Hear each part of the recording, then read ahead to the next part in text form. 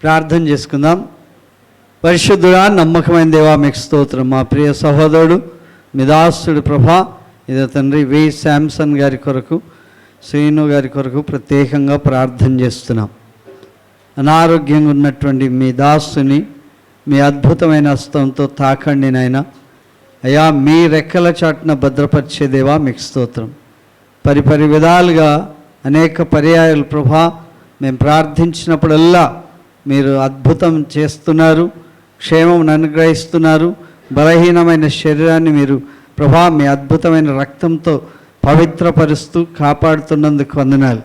అయ్యా, వారి శరీరం లోపలి భాగములన్నిటి కొరకు ప్రార్థన చేస్తున్నాం ప్రభా. కండరములు నరములన్నిటి కొరకు, ఊపిరితిత్తుల కొరకు ప్రభా, ఇదో డైజెషన్ సిస్టమ్ అంతటి కొరకు ప్రార్థన చేస్తున్నాం. ప్రతి విధమైనటువంటి ప్రభా బాధ నుంచి వారికి నివారణ దయచేయండి. అయ్యా, ఆకలి పుట్టించండి. ఏదో ప్రతి విధమైన వామిటింగ్ సెన్సేషన్ అంతటి నుంచి విడుదల అనుగ్రహించండి. రక్తం తక్కువగా ఉందని విన్నాం ప్రభా.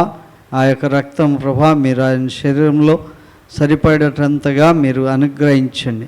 మీ యొక్క అద్భుతమైనటువంటి పవిత్రమైనటువంటి ప్రేమను బట్టి స్తోత్రం చెల్లిస్తున్నాం.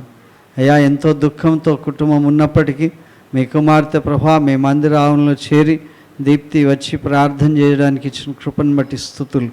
ఏదో ప్రభా మేరమ్మ గారి కొరకు ప్రార్థిస్తున్నాం. విక్కీ రక్షణ కొరకు ప్రార్థన చేస్తున్నాను. అయ్యా, కుటుంబం అంతటిని దీవించండి. ప్రార్థించమని అనేకులు కోరారు, వారందరూ అక్కర్లని తీర్చండి. ఎమర్జెన్సీగా నీడుగా ఉన్న వారి కొరకు ప్రార్థన చేస్తున్నాం. ఇది నేను ఎగ్జామ్ రాస్తున్నటువంటి ప్రియ బిడ్డలందరి కొరకు ప్రార్థన చేస్తున్నాం. అయ్యా, మా కొరకు ప్రార్థించమని ఎంతో విధేయతతో, ప్రేమతో, నమ్మకంతో ప్రభా మాకు వారి మనవులు చెప్పారు. దాన్ని బట్టి మీకు సమర్పిస్తున్నాం. సహాయం చేయండి. మా బలహీనతలన్నిటి నుండి తొలగించి మీ బలాన్ని ప్రసాదించమని వేడుకుంటున్నాం. ఇదో ఈ వర్తమానం మీ స్వరం ప్రభా నాకు వినిపించండి. తద్వారా ఈ వింటున్నటువంటి వారందరి కొరకు, ఈ ఛానల్ వీక్షిస్తున్నటువంటి ప్రభా నైనా ప్రియులందరి కొరకు స్తోత్రం చెల్లిస్తున్నాం. ఇదో తండ్రి, తెలంగాణ రాష్ట్రం, ఆంధ్ర రాష్ట్రం ప్రభా చుట్టుప్రక్కల దూర ప్రాంతాలకు కూడా మీ సందేశం వెళ్చుండగా దీవించమని వేడుకుంటున్నాం. విచ్చేసినటువంటి మా ప్రియులందరినీ జ్ఞాపకం చేసుకునండి నాయన. అయ్యా, ఎవరు ఏ రకమైనటువంటి ప్రభా హృదయంతో వచ్చారో వారి హృదయ వాంఛలను తీర్చండి నాయన. ఇదో ప్రభా మీ క్షేమానికి అప్పగిస్తున్నాం. సహాయం చేయండి. చేసిన గొప్ప కార్యములన్నిటి కొరకు, మేళ్ళన్నిటి కొరకు కృతజ్ఞతలు. ఈ దినం రాలేనటువంటి వారందరి కొరకు ప్రార్థన చేస్తున్నాం. అయ్యా, మీ యొక్క సన్నిధి కాంతి వారి మీద ప్రకాశింపజేసి పరిగెత్తే పాదములుగా వారిని తీర్చిదిద్దమని వేడుకుంటున్నాం. మీ కృపాహస్తాలకు ఎత్తి పట్టుకుంటూ యేసు నామములో అడుగుచున్నాం తండ్రి, ఆమేన్. దేవుని పరిశుద్ధ నామానికి వందనాలు. మరొకసారి దేవుడు మనందరిని ప్రేమించి నడిపించిన విధానం కొరకు ప్రభుకి కృతజ్ఞతలు తెలియజేద్దాం. హల్లెలూయా. అందరూ చెప్దాం హల్లెలూయా. కనుక దేవుడు మన అక్కర్లన్నీ కూడా తీర్చగల దేవుడు. 23వ కీర్తనలో ఒక మాట నాకు ఎప్పుడు కూడా జ్ఞాపకం వస్తుంది. నా శత్రువుల ఎదుట నీవు నాకు భోజనం సిద్ధపరచం. కనుక ఈ prepares a table for us. ఆయన మన కొరకు భోజన బల్లను సిద్ధపరుస్తూ ఉంటాడు. ఎవరి ఎదుట అంట? శత్రువుల ఎదుట ఆయన భోజనము సిద్ధపరుస్తాడు. ఆయన భోజనం సిద్ధపరిస్తే అది చాలా ఉన్నతంగా ఉంటుంది. ఆయన భోజనం సిద్ధపరిస్తే మనం అనుకుంటాం సొలొమోన్ టేబుల్ కదా. సొలొమోన్ టేబుల్లో ఎంతో గొప్పగా ఒక మేకను కొయ్యారంట వాళ్ళు, ఒక దూడను కొయ్యారంట వాళ్ళు, ఒక పక్షిని కొయ్యారంట వాళ్ళు. కనుక ఇవన్నీ కూడా సొలొమోన్ టేబుల్లో ఉన్న దానికన్నా దేవుని యొక్క టేబుల్లో ఎంత గొప్ప దీవెనలు ఉంటాయో మనం చూడవచ్చు. హల్లెలూయా. కొన్ని హోటల్స్కి పోతే మనం అన్ని రుచులు టేస్ట్ చేయలేం, అప్పటికే కడుపు నిండిపోతుంది. ఒక్కొక్క పీస్ వేసుకున్నా సరే టేస్ట్ చేయలేం. కనుక ఆ గొప్ప దీవెన దేవుడు మనకు అనుగ్రహిస్తాడు. దేవుడు ఊహించని మేళ్లతో మనల్ని ఎదుర్కొంటాడు. దేవుడు చెప్పండి, ఊహించని మేళ్లతో నన్ను ఎదుర్కొంటాడు. కనుక దేవుడు ఊహించని మేళ్ళు ఏంటంటే దైవవాక్యంలో జ్ఞాపకం చేస్తున్నాను. మోషేను గూర్చి దేవుని వాక్యం చెప్తుంది. నిర్గమకాండం 2వ అధ్యాయం 9వ వచనం. నిర్గమకాండం 2వ అధ్యాయం 9.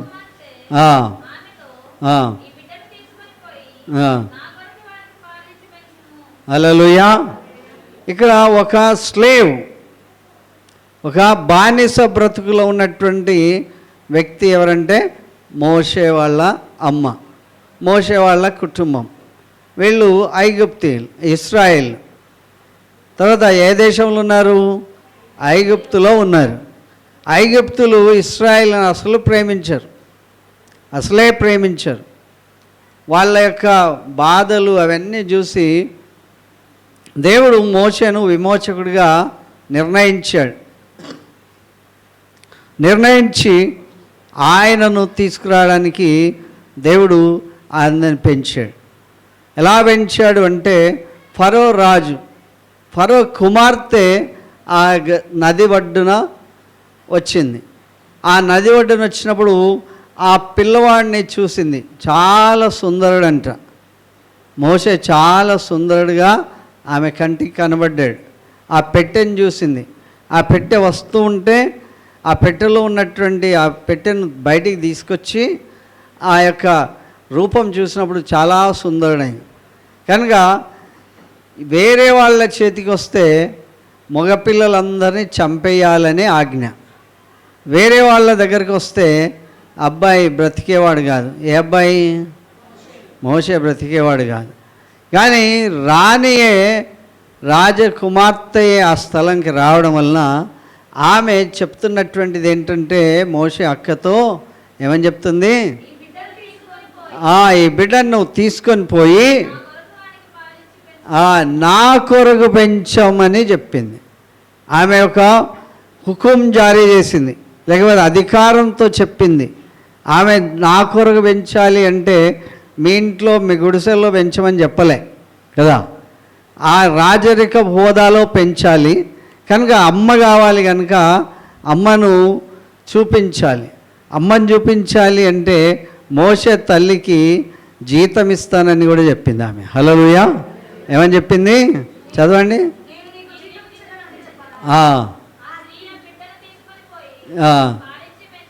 హల్లెలూయా. జీతం ఇస్తానని చెప్పింది. బైబిల్ గ్రంథం అంతట్లో పాలిచ్చినందుకు జీతం తీసుకున్నటువంటి వ్యక్తి ఎవరంటే మోషే యొక్క తల్లి. హల్లెలూయా.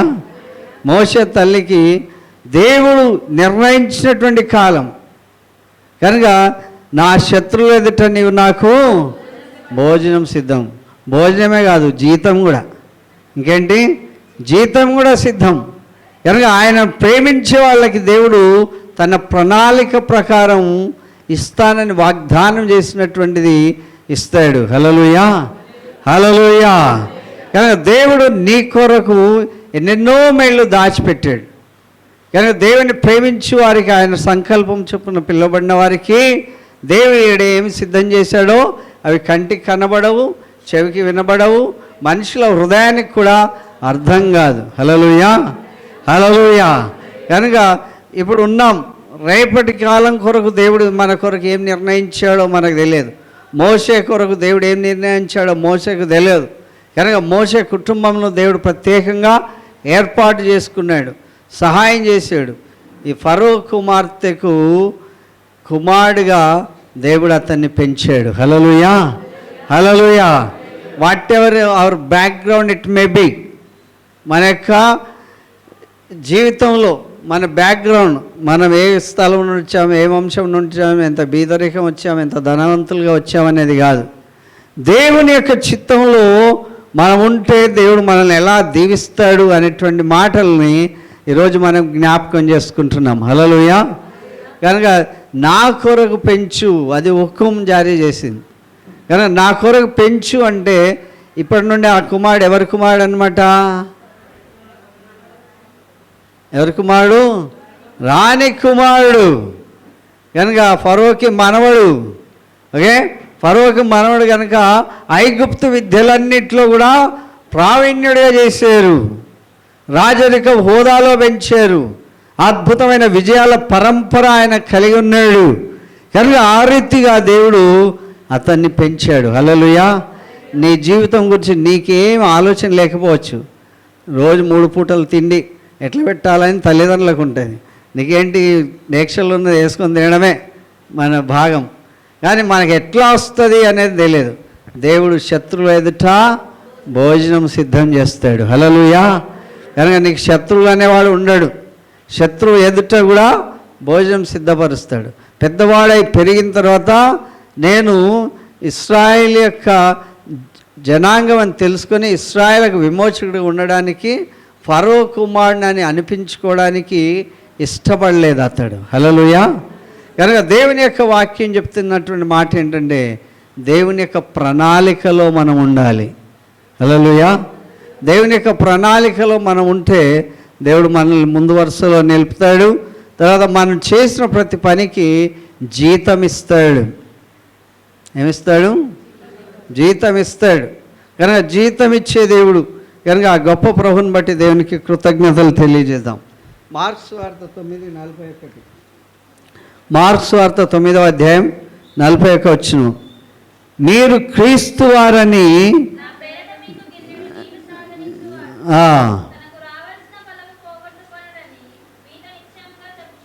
నిశ్చయముగా, ఖచ్చితంగా, ఖండితంగా అనే మాటలు బైబిల్ గ్రంథంలో కనబడతాయి.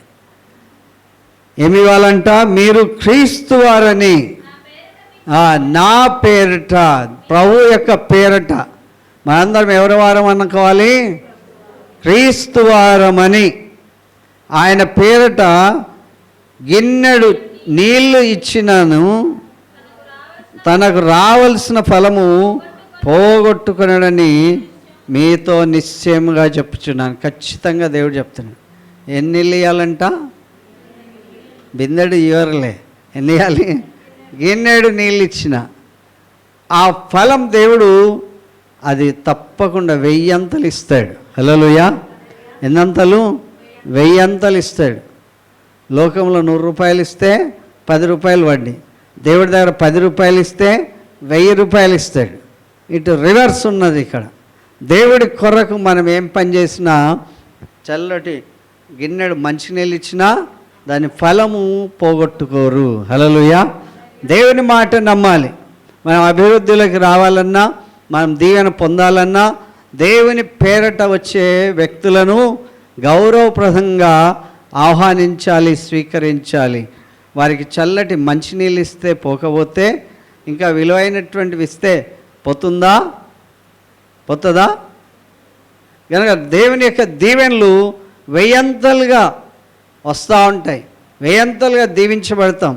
1000 అంతలుగా దేవుని యొక్క ఫలం మనం చూస్తూ ఉంటాం. హల్లెలూయా. కనుక దేవుని పేరట, నా పేరట, క్రీస్తు పేరట, దేవుని పేరట మీ దగ్గరికి వచ్చే ప్రతి వాళ్ళను గౌరవప్రదంగా స్వీకరించాలి. హల్లెలూయా. కనుక దేవుని దాసులు మీ దగ్గరకు వచ్చినప్పుడు వారు మీరిచ్చే చల్లటి నీళ్లు తాగినా, ఏమీ లేకపోతే నీళ్ళు ఆల్వేస్ ఉంటాయి కదా. అన్నం లేకపోవచ్చేమో, కూర లేకపోవచ్చేమో, నీళ్ళు అయితే ఉంటాయి కదా. ఆ నీళ్ళు కూడా ఒకే బాటిల్ ఉంటే కొంచెం వేరే గ్లాసులో పోసి ఇచ్చేయాలి. బాటిల్ ఇవ్వమని చెప్పలే, ఇప్పుడు బాటిల్ పట్టుకుపోయినట్లు. కనుక చల్లటి మంచినీళ్ళు ఇచ్చినా దాని ఫలం పోగొట్టుకున్నారని ఎంత ఖచ్చితంగా చెప్పారంటే నిశ్చయముగా చెప్తున్నాను అన్నాడు. హల్లెలూయా. మనం అన్నిటి కొరకు ఓకే. ఇవ్వడంలో, దేవుని పనికి ఇవ్వడంలో, దేవుని పరిచర్యకి ఇవ్వడంలో, దేవుని సన్నిధికి ఇవ్వడంలో, దేవుని దాసుడికి ఇవ్వడంలో ముందు వరుసలో ఉంటే దేవుడు బహుగా దీవిస్తాడు. హల్లెలూయా. చాలా సంతోషం. మీరందరూ నన్ను బాగా ప్రేమిస్తారు. నేనే నా బలహీనతను బట్టి మీ అందరి దగ్గరకు వచ్చి ఆహారాన్ని తీసుకోలేకపోతున్నా.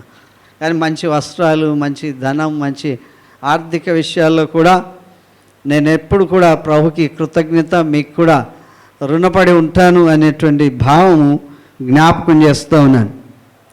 దేవుని వాక్యం మత్తయి సువార్త 20వ అధ్యాయం 4వ వచనం చెప్తుంది ఏంటంటే,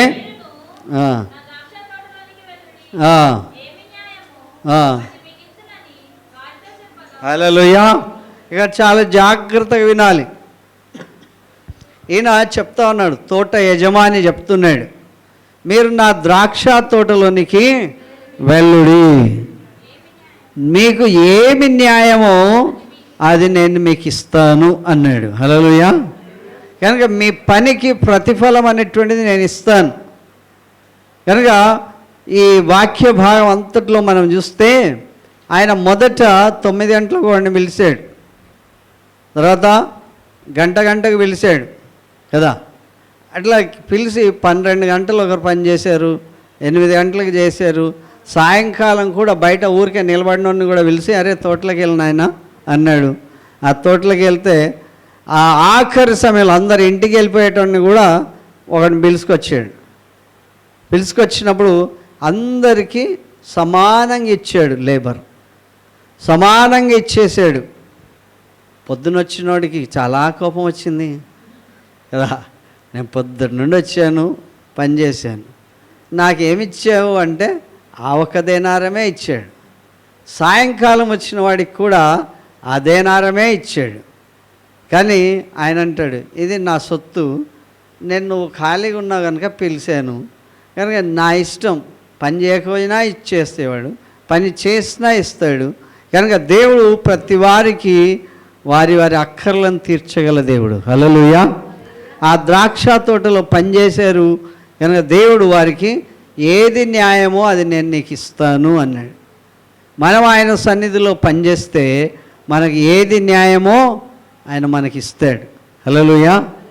ఆ న్యాయకర్త అయినటువంటి దేవుడికి, న్యాయాధిపతి దేవుడి దగ్గర పని లేనిది అంటూ లేదు. ఆయన దగ్గరికి ఎప్పుడైతే వస్తామో మనకు పని కల్పిస్తాడు, మన పనికి జీతం కూడా ఆయన మనకిస్తాడు. హల్లెలూయా.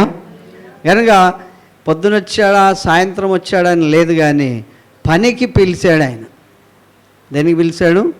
పనికి పిలిచాడు. కనుక పనికి పిలిచాడు కనుక ఆ పనివాడికి ఇవ్వాల్సినటువంటి జీతం ఆయన ఎవరిని కూడా నిరాకరించక త్రోసిపుచ్చకుండా ఇచ్చివేశాడు. కనుక దేవుని వాక్యం ఇక్కడ మనకి జ్ఞాపకం చేస్తున్నటువంటి మాట ఏంటంటే, ప్రసంగి గ్రంథం ప్రావర్బ్స్ సామెతల గ్రంథం 11:25 సామెతలు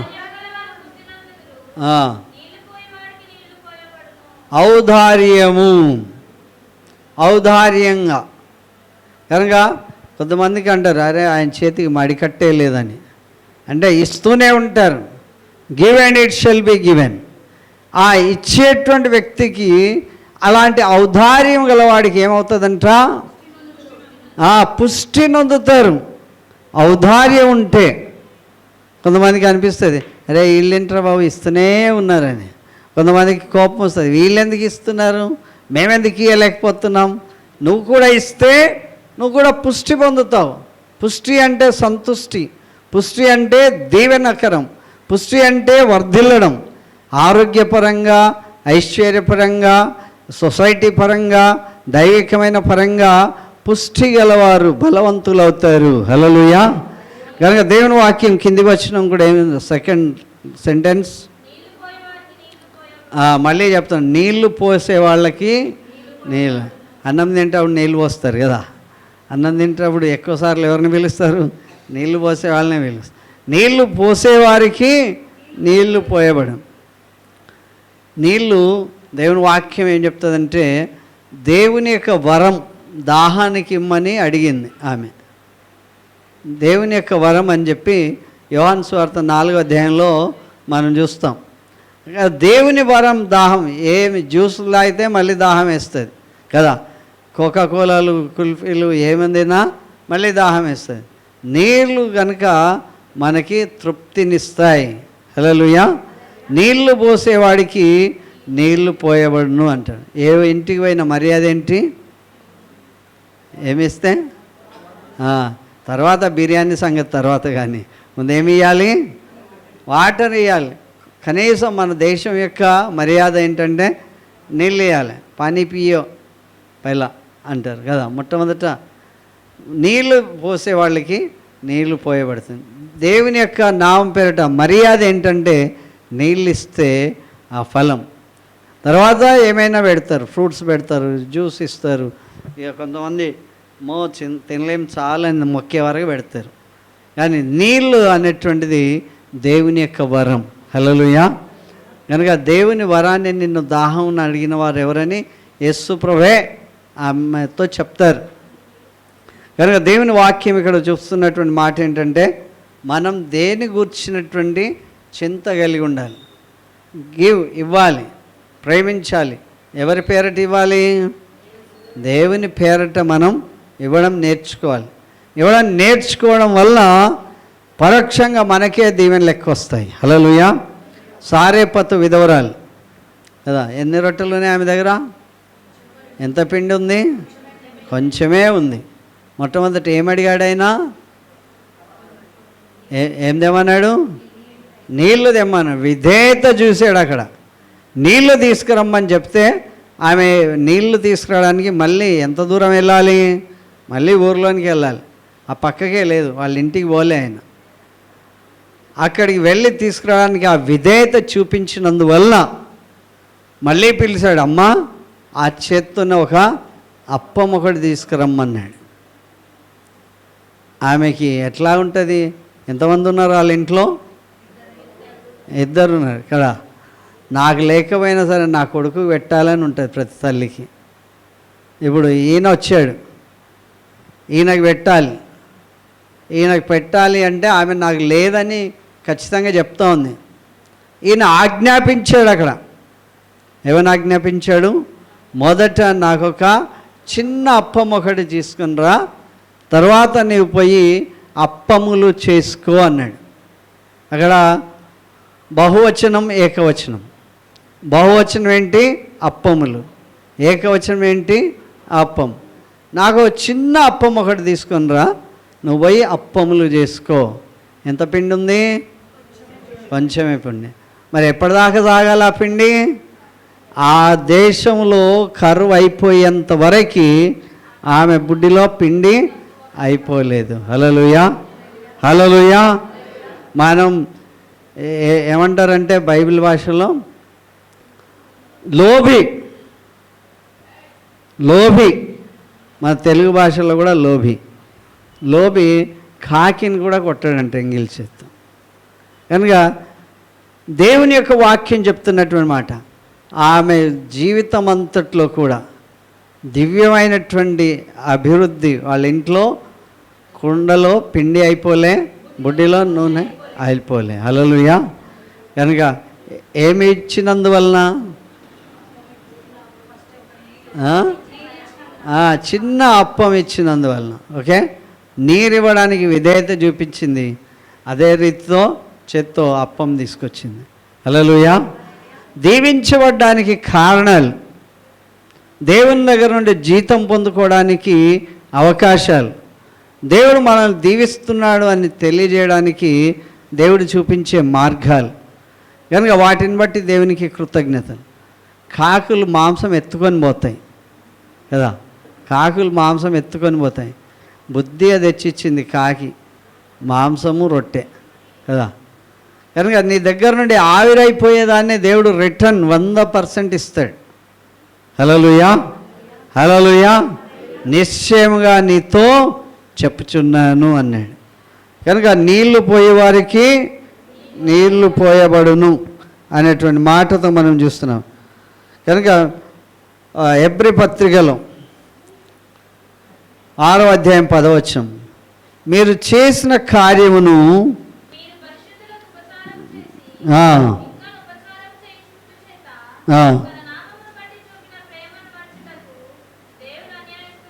హల్లెలూయా. మేము తిని మేము ఏమైపోవచ్చు? మర్చిపోవచ్చు, లేకపోతే విశ్వాసఘాతకులు కావచ్చు. కానీ దేవుని వాక్యం చెప్తున్నటువంటి మాట ఏంటంటే, మీరు చేసిన కార్యమును మీరు పరిశుద్ధులకు ఉపచారం చేసి ఇంకా ఉపచారం చేయుట చూసి తన నామమును బట్టి చూపిన ప్రేమకు మరచుటకు దేవుడు అన్యాయస్తుడు కాడు. హల్లెలూయా. కనుక ఒక్కొక్కసారి మీరు మమ్మల్ని చేర్చుకుని మాకు ఇచ్చినటువంటి ఆతిథ్యాన్ని బట్టి మేము సరైన కృతజ్ఞత లేకపోవచ్చేమో కానీ దేవుని పేరట పరిశుద్ధులకు ఉపచారం చేసి ఇంకా ఉపచారం చేయించుండటం వలన చేసినటువంటి తన ప్రేమను బట్టి దేవుడు అన్యాయస్తుడు కాడు. హల్లెలూయా. ఆయన ఎప్పుడూ అన్యాయం చేయడు, ఎప్పుడూ ఆయన మనకు అపకారం చేయడు. ఆ చేసిన మేలుకి 100 సమృద్ధినిస్తాడు. హల్లెలూయా, హల్లెలూయా. కనుక దేవుని యొక్క కార్యం మన జీవితంలో చూడాలి, వాక్యం పాటించాలి, వాక్యం నమ్మదగినది. దేవుని మాట, వాక్యం ఏంటంటే దేవుని యొక్క మాట. దేవుని మాట ప్రకారం కనుక మనం చేస్తే దేవుడు అద్భుతమైన విజయాలు మనకు అనుగ్రహిస్తాడు. ఆయన ఇచ్చే జీతము అది వర్ణాతీతం. హల్లెలూయా. కనుక ఆయన ఇచ్చే మేళ్ళు మనకి ఇది ఒక ప్రశ్నార్థకం, ఇది నాకేనా అన్నట్లుంటుంది. అలాంటి గొప్ప దీవెనలు దేవుడు మనకు అనుగ్రహిస్తాడు. మీరు చేసే ప్రతి కార్యం ఎవరు చూస్తున్నట్లు? ఎవరు చూస్తున్నట్లు? ఏడేదో కాగితం మీద రాస్తే మేము చూసి ప్రార్థన చేస్తామేమో. దేవుడు మీ హృదయంలో ప్రేరేపించదాన్ని బట్టి మీరు రాసే ప్రతి ప్లెడ్జ్ని ఎవరు చూస్తున్నట్లు? ఎవరికి చేస్తున్నారు? పరిచారము పరిశుద్ధులకు చేస్తున్నారు. ఆ పరిశుద్ధులైన ప్రియులకు చేసే దాన్ని దేవుడు చూసి ఆయన అన్యాయస్తుడు కాడు. హల్లెలూయా, హల్లెలూయా. ఏమిస్తే? బంగారం ఇస్తే కాదు, ఏమిస్తే? చిన్నది మంచినీళ్ళు ఎవరైనా ఇంట్లో ఉంటాయా? ఉండయా? అందరి ఇంట్లో ఉంటాయి కదా. ఆ ఇంట్లో కొంచెం నీళ్ళు ఇచ్చినా దేవుడు గొప్ప దీవెనిస్తాడు. ఆ ఇంట్లో కొంచెం ఆహారం పెట్టినా దేవుడు గొప్ప దీవెనిస్తాడు. ఆ ఇంట్లో మేడగది కట్టినా గొప్ప దీవెనిస్తాడు. ఇదివరకు లేనటువంటి దీవెనలన్నీ కూడా దేవుడు ప్రాప్తింపజేస్తాడు. హల్లెలూయా. కనుక దేవునికి మన ఇచ్చే విషయంలో, దేవుడి నుండి నేను తీసుకునేటువంటి విధానంలో నా జీవితంలో మార్పు అనేది కనబడాలి. మీ జీవితంలో కూడా మార్పు అనేటువంటిది కనబడాలి. హల్లెలూయా.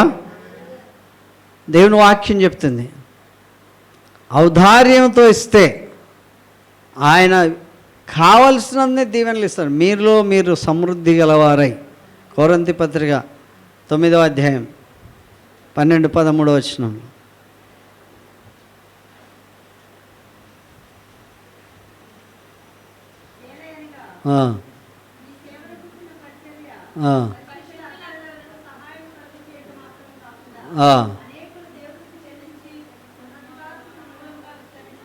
హల్లెలూయా. అలా కింది భాగంలో 9వ ఈ మాట ఎప్పుడు కూడా గుర్తుపెట్టుకోవాలి. ఎప్పుడు కూడా కలలో నిద్రలో లేపినా సరే ఇది గుర్తు రావాలి. ఏమని? మరియు అన్నిటి యందు ఏమేమి ఉన్నావో ఆకాశం మీద కానీ భూమి మీద కానీ క్రింద కానీ అన్నిటి యందు ఎల్లప్పుడూ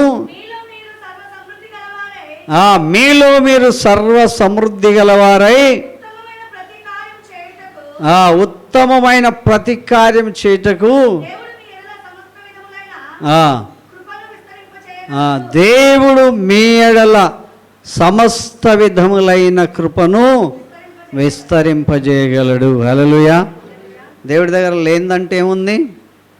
జ్ఞానం కావాలంటే ఆయన ఇవ్వాలి, ఆరోగ్యం కావాలంటే ఆయన ఇవ్వాలి, పిల్లలు కావాలంటే ఆయన ఇవ్వాలి, ఆ వర్షం పడాలంటే ఆయన ఇవ్వాలి, ఫలం కావాలంటే ఆయన ఇవ్వాలి.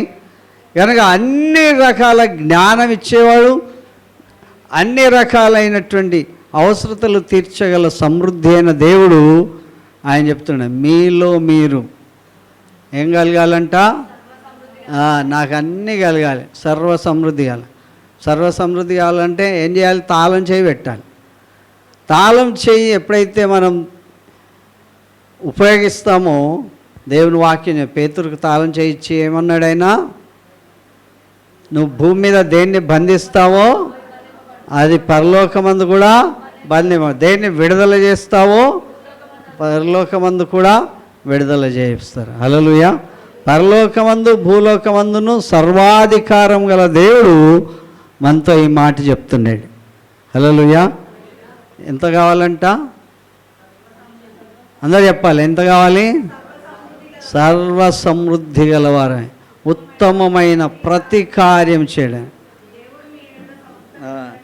నేను గత కొంతకాలంగా యేసు ప్రభు లాజర్ని ఎందుకు లేపాడు అని ఆలోచిస్తే వాళ్ళ ఇంట్లో ఉన్న భక్తి ఏం చేశారు, ఆమె అత్తరుబుడ్డి తీసుకొచ్చి పగలగొట్టి ఆయన పాదాలు తుడిచింది. అందరూ అత్తరుబుడ్డిలు తీసి పగలగొట్టలే, ఆమె పగలగొట్టింది. తర్వాత అన్నిటికంటే మిన్న అయినటువంటి కురులు, స్త్రీకి ఎంతో గౌరవప్రదం, అందం, వాటితో ఆయన పాదాలు తుడిచినటువంటి మరియకు సోదరుడు అని యోహాను సువార్త 1వ అధ్యాయంలో 11వ అధ్యాయం 1వ వచనంలో చెప్తారు. కనుక ఆమెకున్న భక్తిని బట్టి దేవుడు వాళ్ళ ఇంట్లో ఆ లాజర్ చనిపోయినప్పటికి కూడా లేటుగా వచ్చినా సరే వారికి కావలసినటువంటి తన తమ్ముడిని ఇచ్చాడు. హల్లెలూయా. మనం నిజమైన భక్తిపరులమైతే మనం ఏమి కోల్పోం. నాకు అర్థమైంది అది. నాకేమర్థమైందంటే నేను నిజంగా భక్తిపరునైతే నాకు ఏ లోటు దేవుడు చేయడు. చేస్తాడా? ఏ లోటు దేవుడు చేయడు, చేయలేదు కూడా, చేయబోడు కూడా. నేను కొంచెం భక్తిగా ఉంటే నేను ఇంతగా చేస్తే ఇంకా కొంచెం భక్తిగా ఉంటే చేస్తాడా? చేయడా? ఆమె భక్తికి మెచ్చి ఆమెను చూసి వాళ్ళ దగ్గరకు వచ్చి వాళ్ళకి తరచూ బోధిస్తున్నాను. అన్నిసార్లు దుడలేదు, ఒకసారి దుడిసింది ఆమె. అన్నిసార్లు ఆయన వచ్చినప్పుడల్లా జమ చేయలేదు, కానీ ఆ ఒక్కసారి తుడిచినప్పటికి కూడా ఆమె చేసినటువంటిది ఎప్పటికి కూడా జ్ఞాపకం. ఆ ఇంటికి ప్రభు మా లాజరు చనిపోతే 4 రోజులైన తర్వాత కూడా లాజర్ను లేపగలిగినటువంటి శక్తి. హల్లెలూయా.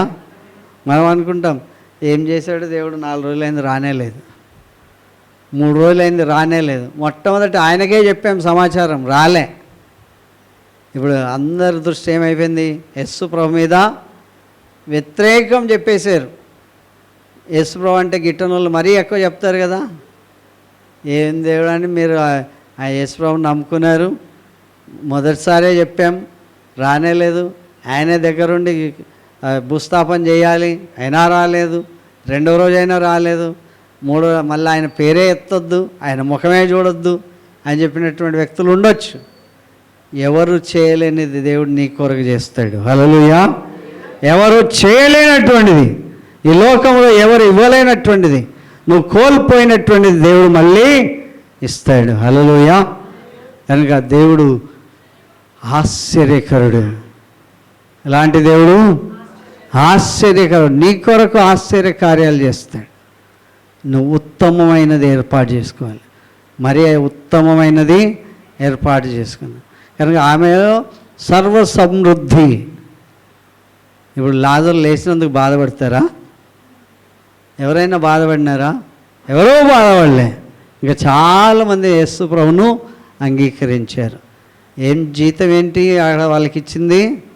కోల్పోయినటువంటి లాజరును తిరిగి బ్రతికించి ఇచ్చాడు. దేవుడు అన్యాయస్తుడు కాదు. హల్లెలూయా.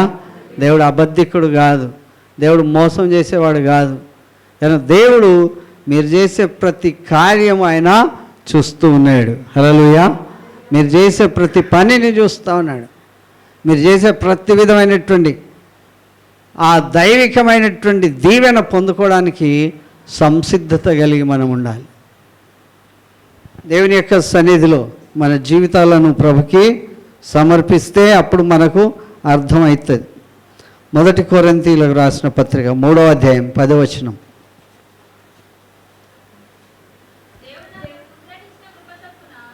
దేవుడు నాకు అనుగ్రహించిన కృప చొప్పున. హల్లెలూయా.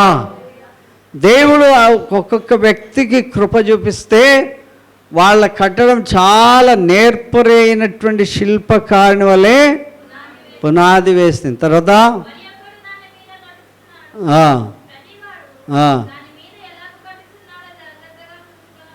ఇక్కడ కట్టబడడం అంటే ఎడిఫికేషన్ అనేది ఇంగ్లీష్ పదం.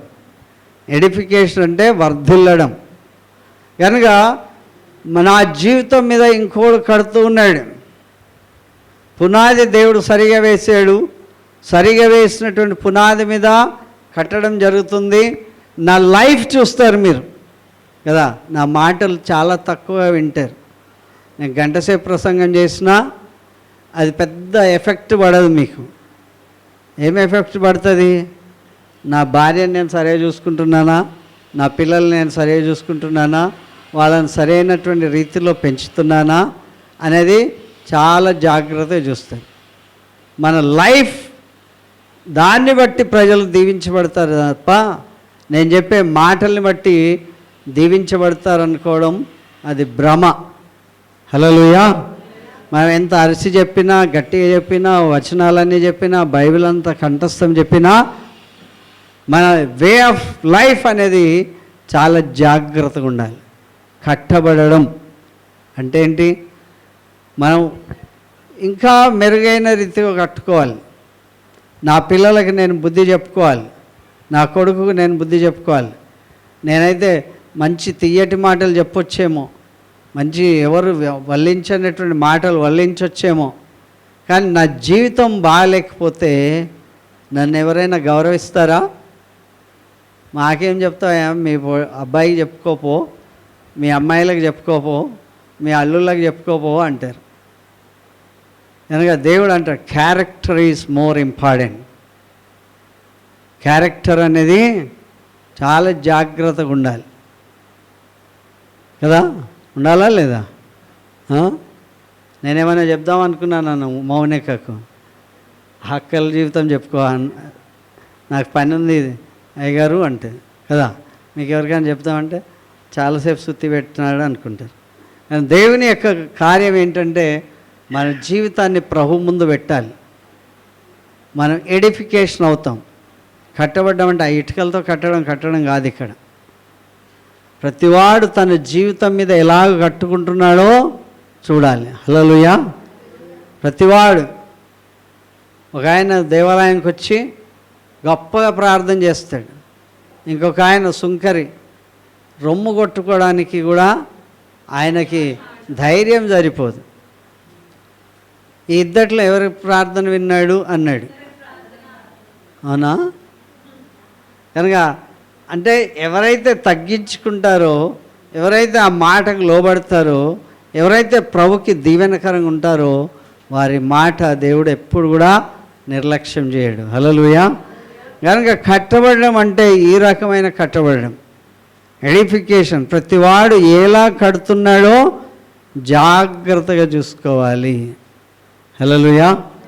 మనం మెప్పుల కొరకు కట్టబడక్కర్లేదు.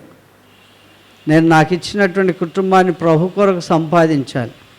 ఒక వ్యక్తిని పూర్తిగా సంపూర్ణంగా చేసి ప్రభు దగ్గరికి తీసుకురావాలి. పేరు ప్రఖ్యాతుల కొరకు మనం బ్రతకట్లేదు. ప్రభు కొరకు ఎలాగ బ్రతుకుతామో దేవుని దీవెనలు అలాగ చూస్తాం మనం. హల్లెలూయా. హల్లెలూయా.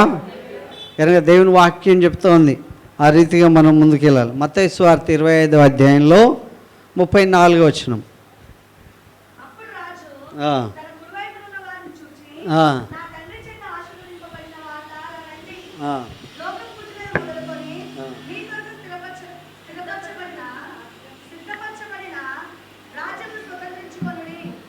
హల్లెలూయా. ఇక్కడ దేవుడు మనందరికి కూడా చెప్పాడు, పునాదులు వేయబడక మునిపే ఆయన నేను గుర్తెరిగాడు అని చూస్తాం. ఇక్కడ చెప్తున్నాడు, నా తండ్రి చేత ఆశీర్వదింపబడిన వాళ్ళారా రండి, లోకము పుట్టినప్పటి నుండి మీ కొరకు సిద్ధపరచబడిన రాజ్యమును, you are prince and princess. Okay, మీ కొరకు రాజ్యమే ఇస్తున్నాడంట. మీ కొరకి రాజ్యం ఇస్తున్నాడు. ఓకే, ఎప్పటి నుండి సిద్ధపరిచాడంట? లోకం పుట్టినప్పటి నుండి కదా. దీప్తి పుట్టక మునుపు నుండే, దీప్తి అనేది ఒకటి పుడుతుంది, ఇట్లా ఉంటుంది, షైనీ స్మైలీ ఇట్లా పుడుతుంది, ఆమె ఇట్లా ఉంటుంది, ఆమె కొరకు నేనేం చేస్తున్నా? సిద్ధం చేస్తున్నా. హల్లెలూయా. కనుక లోకం పుట్టినది మొదలుకొని నీ కొరకు సిద్ధపరచబడినటువంటి రాజ్యమును స్వతంత్రించుకోవాలి. హల్లెలూయా. కనుక ఆ స్వతంత్రించుకోవడానికి కొరకు దేవుడు పిలుస్తున్నాడు. ఏం పని చేశారంట వీళ్ళు? 25వ అధ్యాయంలో ఏమన్నారు? ఏం చేసి తెచ్చితాడంట? భోజనం పెడితే. తర్వాత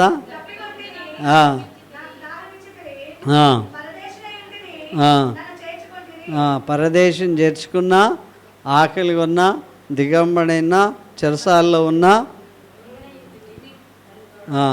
కనుక ఏమే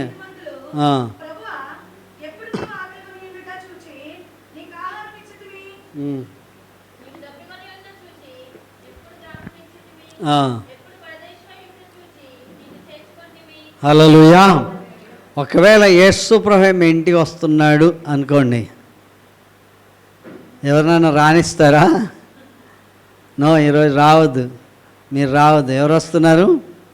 యేసు ప్రభువే వస్తున్నాడు. యేసు ప్రభు హుందాతనంగా రావట్లేదంటే ఇక్కడ ఎవరిని పంపిస్తున్నాడు? ఆయన రిప్రజెంటేటివ్స్ని పంపిస్తున్నాడు. ఆకలి ఉన్నవాడికి ఆహారం పెట్టి, దాహం ఉన్నవాడికి దాహం తెచ్చి, పరదేశంలో ఉన్నవాడిని చేర్చుకుని, దిగంబరైన వాడికి బట్టలు ఇస్తే అది దేవుడు మెచ్చుకొని నేను వచ్చాను అని చెప్పాడు. మీరు ఎప్పుడు వచ్చారండి? పెద్ద కటౌట్లు పెట్టేవాళ్ళం కదా, మీరు వస్తే పెద్ద పూలదండలు ఏర్పాటు చేసేవాళ్ళం కదా, మీరు వస్తే మహాసభలు పెట్టేవాళ్ళం కదా అంటే ఆ సభల కొరకు రావట్లే ఆయన. మీ క్యారెక్టర్, మీ కాండక్ట్ చూడడానికి వస్తున్నాడు. హల్లెలూయా. మీ ప్రేమను, మీ విశ్వాసాన్ని చూడడానికి వస్తున్నాడు ఆయన. మీ భక్తిని మీరు కొరకు దీవించే కార్యం కొరకు చూడడానికి వస్తున్నాడు ఆయన. ఆయన హంబుల్గా వస్తున్నాడు. హల్లెలూయా. రాత్రన్నం సద్దన్నం ఏమని అంటలే కదా. ఒకవేళ నేనే మీ ఇంటికి ఎవరింటికన్నా నేను వస్తాను అని చెప్పాను అనుకో, మీ హడావిడి వర్ణనాతీతంగా ఉంటుంది కదా, లేకపోయినా ఏదో తీసుకొచ్చి పెడదామని. అట్లా కాదు, దేవుని వాక్యం చెప్తుంది. మీరు అనుకోనని గడియలో ఆయన వస్తాడు. హల్లెలూయా. కనుక మీరు అనుకోనని గడియలో ఆయన వచ్చినప్పుడు సిద్ధంగా ఉండేటువంటి వ్యక్తులను బట్టి దేవుడు అంటున్నాడు, నా తండ్రి చేత ఆశీర్వదింపబడిన వారులారా రండి. ఎప్పటి నుండి అంట? మైండ్ గిర్రన తిరిగి బ్లాక్ అయిపోవాలి. ఎప్పటి నుండి ఏర్పాటు చేశాడు నా కొరకు? లోకం నేను పుట్టగా ఉనుపే కదా, నీ కొరకు సిద్ధపరచబడిన రాజ్యం స్వతంత్రించుకోండి. హల్లెలూయా. మనకు సాధారణంగా ఆలోచిస్తే అర్థం కాదు. క్రిస్మస్ కొరకు కొనాలి బట్టలు. ఎప్పటి నుండి మొదలు పెడతారు? నవంబరు కదా, నవంబర్ లేకపోతే కొంతమంది ఇంకా ముందుగా అక్టోబర్ నుంచి ఫ్యాషన్స్ వెతుకుతూ ఉంటారు. ఆభరణాలు కొనాలి ఇంకా ముందు. కనుక అన్నిటి కొరకు కూడబెడితే దేవుడు ప్రతి వాడి కొరకు ఇవ్వడానికి ఎప్పటి నుండి సిద్ధం చేస్తున్నాడంట? విజయ సిస్టర్ కొరకు ఎప్పటి నుండి సిద్ధం చేస్తున్నాడు? అబ్రహాం గారి కొరకు ఎప్పటి నుండి సిద్ధం చేస్తున్నాడు? ఇదంతా నీదే అంటున్నాడు. ఈ రాజ్యం అంతా నీదే. ఆ తాళం చేయి ఇచ్చేసేస్తే, అమ్మ నాకు ఇంత పెద్ద బిల్డింగ్ ఉందని నాకు తెలియదు, ఇంత బంగారం ఉందని నాకు తెలియదు, ఇంత ధనం ఉందని నాకు తెలియదు, ఇంత పేరుందని నాకు తెలియదు. హల్లెలూయా. కనుక దేవుడు ఎప్పుడు కూడా అన్యాయం చేయడు. కనుక మత్తయి సువార్త 25:31 నుంచి 37 నుంచి 40 వచనాలు గల భాగాన్ని చదవండి.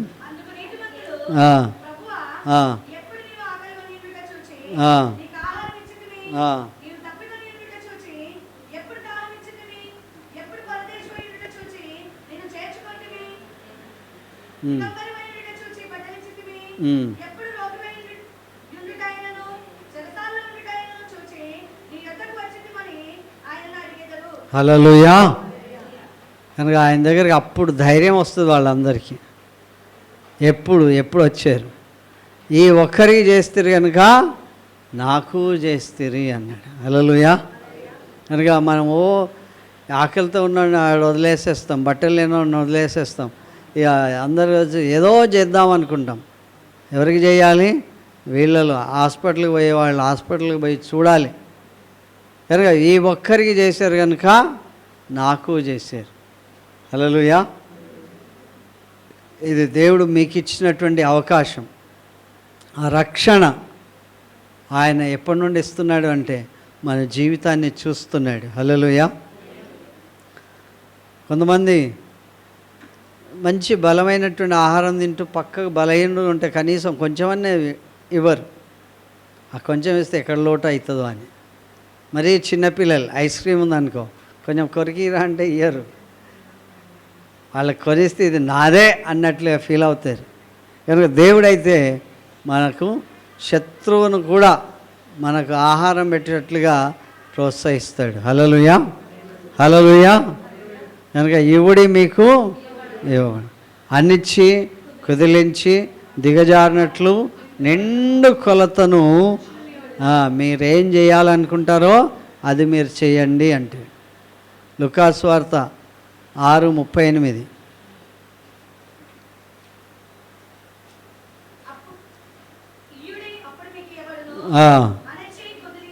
ఎట్లా అంట? అనిచి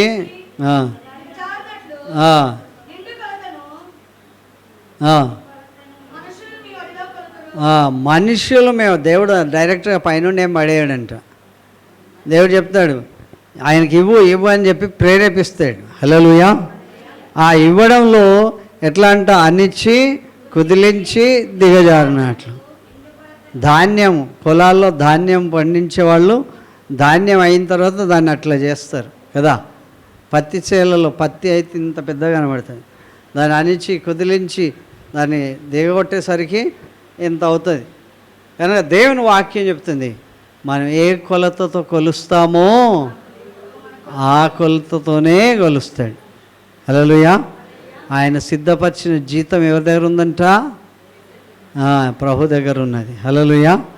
కనుక దేవుడు మనకి ఏమి ఇవ్వాలి? జీతం ఇవ్వాలి. ఇవ్వాలా వద్దా? ఎలాంటి జీతం ఇవ్వాలి? మనం చేసిన దానికి 100 రెట్ల ఫలం దేవుడు మనకు అనుగ్రహించాలి. కనుక దేవుడు తన రక్తమిచ్చి స్వరక్తమిచ్చి కొన్నటువంటి సంఘం, ఆయన పేరట మనం ఎక్కడికి వెళ్తే అక్కడ దీవెనలు కలగాలి, సమృద్ధి కలగాలి, దేవుని యొక్క కృప వాళ్ళ పట్ల విస్తరింపజేయాలి. హల్లెలూయా. ప్రార్థన చేసుకుందాం. మహోన్నతుడా, మహాగణుడా, మీకు స్తోత్రం చెల్లిస్తున్నాం. ఇంతవరకు మీ కృపలో మమ్మల్ని జ్ఞాపకం చేసుకున్నారు. మీ అద్భుతమైనటువంటి హస్తంతో ఆదుకున్నారు. మోషే ప్రభా, ఇదో తండ్రి, ఆ స్లేవ్ బందీగా ఉన్నటువంటి వాళ్ళని తీసుకొచ్చి పాలిచ్చి పెంచడానికి ప్రభా రాణికి ఆజ్ఞాపించారు. ప్రభా, ఇహలోక సంబంధమైన రాణియే అంత ధైర్యముతో ప్రభా ఆజ్ఞాపించినప్పుడు మీరు మా పరలోకపు రాజునైనా మీరు మమ్మల్ని అన్ని విధాలా దీవిస్తున్నందుకు వందనాలు. ఈ మీ సంఘమును బట్టి, సంఘంలో ఉంటున్న ప్రతి సభ్యులను బట్టి మీకే కృతజ్ఞత. ప్రతి ఇంటి కొరకు ప్రార్థిస్తున్నాం. మా సంఘము లోకము పుట్టినది మొదలుకొని మీ కొరకు మీరు సిద్ధపరిచినటువంటి ప్రభా రాజ్యమును స్వతంత్రించుకునే సంఘంగా ఉండడానికి సహాయం చేయండి.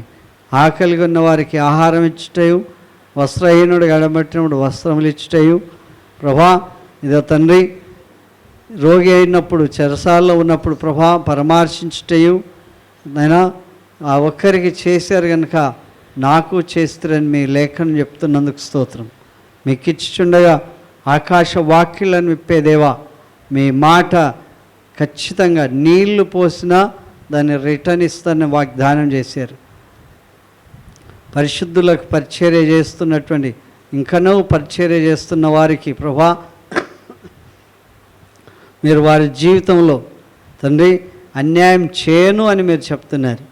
ప్రభా, మీరు అన్యాయస్తుడు కాదు గనుక మా ప్రియులందరికీ ప్రభా మీ నామాన్ని ఘనపరిచే భాగ్యం, మిమ్మల్ని చేర్చుకునే తరుణం, పరిశుద్ధులను ప్రభా గౌరవించే ప్రభా ఆ యొక్క అవకాశం మా ప్రియులకు అందరికీ ఇచ్చినందుకు స్తోత్రం. రాలేని వ్యక్తుల కొరకు కూడా ప్రార్థిస్తున్నాం. దీవించండి. వచ్చిన వారిని సమృద్ధిలో వర్ధిల్ల చేయండి. నా ఆరోగ్యంగా ఉన్నటువంటి మీ కుమారుని మీరు ముట్టి స్వస్థపరచమని యేసు నమ్మకమైన నామములో అడుగుచున్నాం తండ్రి. ఆమెన్. ఆమెన్.